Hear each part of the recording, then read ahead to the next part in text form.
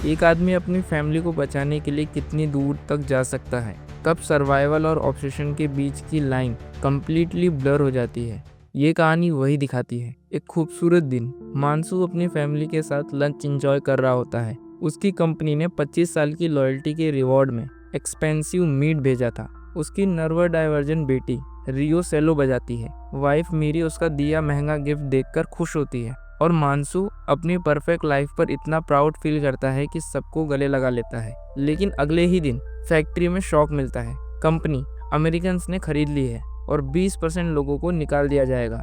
थोड़ी देर बाद पता चलता है कि जो गिफ्ट मिला था वो एक्चुअली फायर्ड एम्प्लॉयज के लिए पैसिव एग्रेसिव गुड बाय था। मतलब मानसू भी अनएम्प्लॉयड है। वो फैमिली को बिना बताए अनएम्प्लॉयड सपोर्ट ग्रुप ज्वाइन करता है। वहाँ रिचुअल्स होते हैं जहाँ वो अपने आप को कन्विंस करते हैं कि जॉब जाना उनकी गलती नहीं। हिम्मत जोड़कर वो मीरी को कॉल करता है और प्रॉमिस करता है कि 3 महीने में जॉब मिल जाएगी।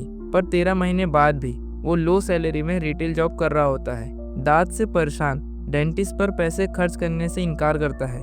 एक इंटरव्यू के चक्कर में मैनेजर से जल्दी जाने की परमिशन मांगता है और जॉब से निकाल दिया जाता है। यूनिफॉर्म तक ले लिया जाता है। इंटरव्यू में वीक पॉइंट पूछा जाता है और वो बोल देता है कि वो नो नहीं कह सकता। फेल हो जाता है।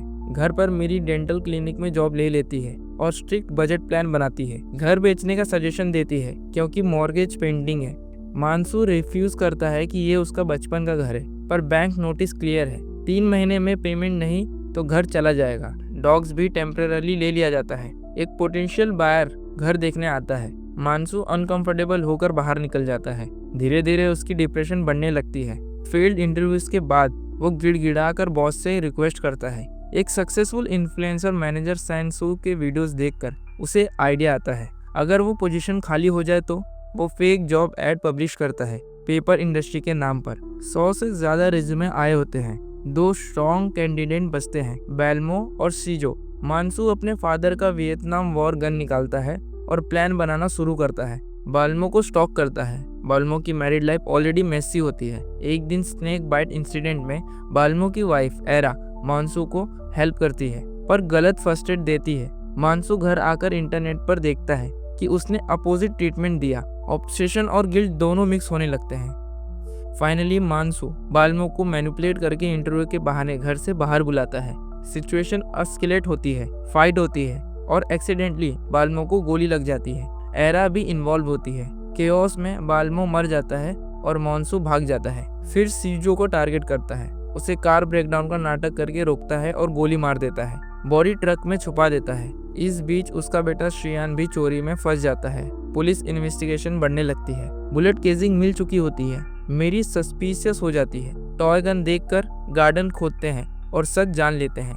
फिर मानसू अपना फाइनल मूव चलाता है। सीन चो को ड्रिंक के लिए बुलाता है, उसे हेवली इंटॉक्सिकेट करता है, दांत खुद पिलर से बाहर निकाल देता है। पेन से परेशान होकर फिर बोनफायर के बहाने उसे मारकर बैकयार्ड में बरी कर देता है।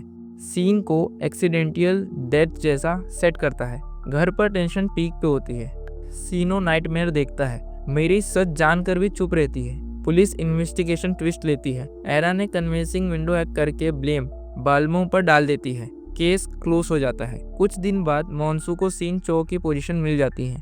फैक्ट्री ऑलमोस्ट एम्प्टी है क्योंकि मशीन्स एम्प्लॉयज रिप्लेस कर रही है। मेरी डॉग्स वापस लाती है। हाउस सेव हो जाता है। डिटेक्टिव्स डिक्लेयर करते हैं कि मानसू सस्पेक्ट नहीं है।